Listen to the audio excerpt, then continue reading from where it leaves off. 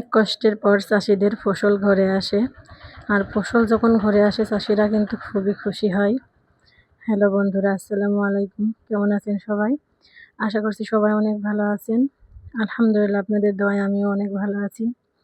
এই তো দেখলেন, আমি কালকে পাট শুকানোর জন্য রোদে দিলাম। সেই পাট কিছুটা অল্প কিছু শুকাইছিল, সেগুলো নিয়ে আজকে বাজারে বেচতে গেল। আর এখন আমি এই তো আমার বারান্দায় যেমন একদম চট নোংরা হয়ে গিয়েছে, মুছলেও কিন্তু পরিষ্কার হচ্ছে না। এখন অনেক দিন পাড়া হয়ে গিয়েছে, এই জন্য এরকম হয়ে গেছে। আর এই তো পাটগুলো নিয়ে যাওয়ার পরে যে ময়লা আবর্জনাগুলো ছিল সেগুলো আমি পরিষ্কার করে নিচ্ছি। যেহেতু অনেক ময়লা, এই জন্য স্যান্ডেল পরে কিন্তু আমি হাঁটছি এর ভিতরে। আর বারান্দাটা ঝাড়ু দিয়ে আমি পিছনের গেটের এই জায়গাটুকু ঝাড়ু দিয়ে নেব। আর ঝাড়ু দিতে দিতে আপনাদের সাথে শেয়ার করছি আমি সংসারের কিন্তু চাষিদের সংসারে কিন্তু ফসলটাই হচ্ছে মেন থাকে। কারণ এক একটা ফসল ওঠে আর এক এক রকম কাজকর্ম করতে হয়। আমাদের কিন্তু পাট বিক্রি করে ঘরের কিছুটা কাজ করবে আলহামদুলিল্লাহ। আল্লাহ ভরসা, কতদূর কী হবে এখনও বুঝতে পারছি না। আর আমি বারান্দাটা ঝাড় দিয়ে এখন চলে আসলাম আমার রান্নাঘরটা একটু ঝাড়ু দিয়ে নিতে। মাটির রান্নাঘর, যেটা মাটির রান্নাঘর অনেক দিন লেপা হয় না, এই জন্য একদমই বিচ্ছিরি অবস্থা হয়ে গেছে। আর এখন তো পাটের বোতল, এখন তো আমার সময় একদমই হচ্ছে না, কারণ পাট শুকাতে কিন্তু অনেক ঝামেলা। বারবার বৃষ্টি আসছে আর বারবার আমার পাট একবার রোদ্রে দেওয়া লাগছে, আবার উঠানো লাগছে, ভিজে যাচ্ছে, এরকম করে কিন্তু পাট শুকানো হচ্ছে। রান্নাঘরটা পরিষ্কার করে আমি চলে আসলাম থালাবাটিগুলো পরিষ্কার করতে। আর মশলাদানিগুলো অনেক দিন থেকে নোংরা হয়ে আছে, মাজা হচ্ছে না, এই জন্য আজকে ভাবলাম যে আগে মশলাদানিগুলোই পরিষ্কার করে নিই। এই জন্য মশলাদানিগুলো আমি সুন্দর করে মেজে নিচ্ছি। আসলে মেয়েদের কাজ গোছালোভাবে কিন্তু যারা বাসায় থাকে তাদের কাজ একদম গোছানো অবস্থায় করতে পারে। আর আমরা গ্রামে যারা থাকি তাদের কাজ কিন্তু অতটা গোছালোভাবে করা যায় না, কারণ গ্রামে এক এক সময় এক এক রকম কাজ বতর আসে, সেগুলো সারতে গিয়ে কিন্তু সংসারের খুঁটিনাটি বিষয়গুলো একদমই খেয়াল করা হয় না।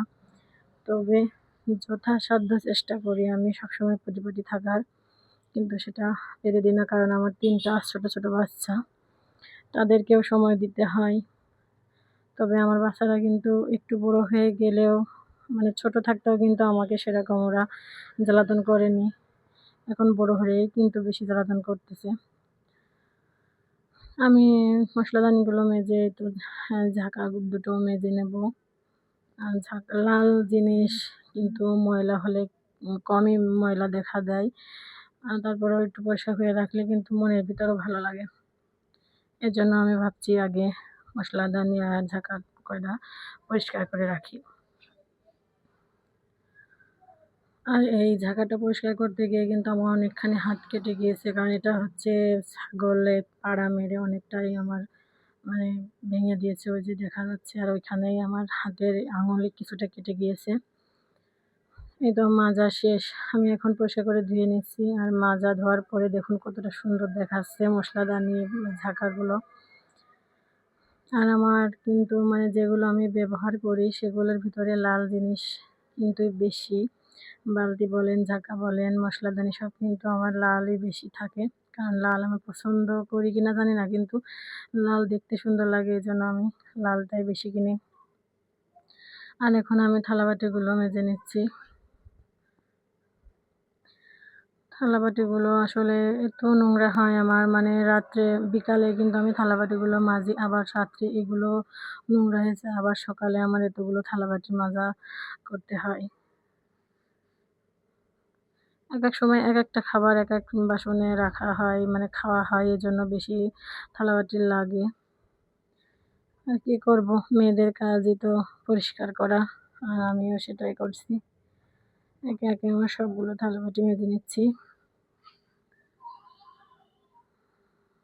আর থালাবাটি মাজা হয়ে গেলে আমি রান্নাটাও সেরে নেব, কিন্তু রান্নাটা কিন্তু আপনাদের সাথে শেয়ার করা হয়নি, শেয়ার করতে পারিনি, কারণ অনেকটা মেঘ লেগেছিল। আর পাট বিক্রি করে এসে কিন্তু পাটগুলো আবার মানে যেগুলো ভিজা ছিল সেগুলো আরে মেলে দিয়েছিল, আর সেই পাটগুলো আমি তুলতে মানে বারবার মেঘ লাগছিল আর পাট তুলতে যেতে হচ্ছিল। এজন্য আমি সকালে রান্নাটা আপনাদের সাথে শেয়ার করতে পারিনি। থালাবাটিগুলো মেজে নিয়েছি, এখন আমি সুন্দর করে ধুয়ে নিচ্ছি।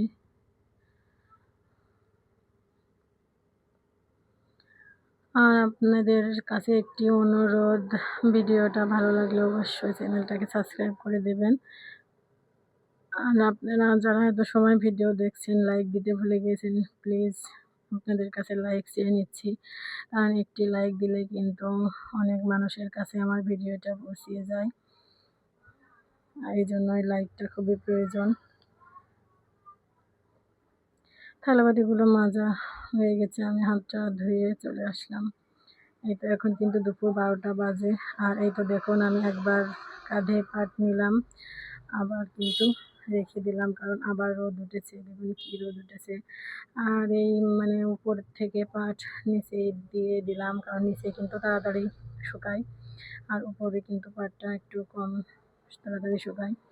আর পাট আমি নিচে দিয়ে এখন আবার এই পাটগুলো আমি বেঁধে নিচ্ছি, কারণ এগুলোর আগা শুকাই গেছে। আর এই পাটগুলো এখন বেঁধে নেবো সবটাই। অনেকটাই রোদে দাঁড়ানো যাচ্ছে না, আবার কিছুক্ষণ পরে মেঘ লেগে যাচ্ছে, এরকম করে কিন্তু আজকের পাটটা শুকানো হলো। শেষ পর্যন্ত কিন্তু আমি কিছু পাটও শুকাতে পারিনি, সবই একরকম ভিজা ভিজাই আছে গোড়ার দিকে। তবে ইনশাল্লাহ কালকে যদি রোদ হয় অবশ্যই শুকিয়ে যাবে। দেখুন পাট উঠাতে উঠাতে আমি কিন্তু ভিজে গেছি, আর বৃষ্টি কি পরিমাণ বৃষ্টি এসেছে এখন। এই আমি কিন্তু ওই যে রাস্তার ওপারে ওই কলা গাছের ভিতরে পাট শুকাতে যাই, আর এখান থেকে নিয়ে আসতে কিন্তু আমিও ভিজে গেছি। জানলা দিয়ে আমি ভিডিওটা করে নিচ্ছি। আর আমি বৃষ্টির ভিতরে ভাবলাম বসে থেকে কী করবো, গোসলটা সেরে নিলাম। আর গোসল করে আসে কিন্তু আমি ঘর গোছানোর কাজে লেগে গেছি, কারণ ছেলেপেলে ঘর একদম এলোমেলো করে রেখেছিল। এখন আমি বসে বসে মানে ভাবলাম ঘরটা পরিষ্কার করে তারপরে যাই হোক কিছু করবো।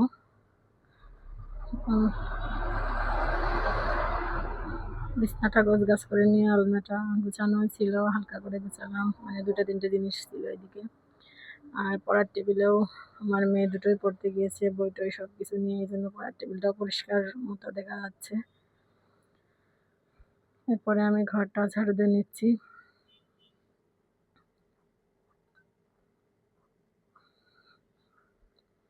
ঘরটা ঝাড়ু দিয়ে নিয়ে এখন আমি একটা তেল অর্ডার করেছিলাম, সেই তেল অর্ডার করেছিলাম, সেই পার্সেলটা এসেছে, সেটাই আমার একটা ফোন দিয়েছে, সেটাই আমি আনতে এই তো গেট খুলে তেলটা আমি নিলাম। আর রাস্তার ভিতরে এই জন্য ভিডিও করার সাহস পেলাম না, যে কে কোথা থেকে দেখবে আর কে বলবে। এরপরে আমি চলে আসলাম তেলটা নিয়ে বিছানার উপর। দেখছি আসলে কি হবে জানি না তেলটা।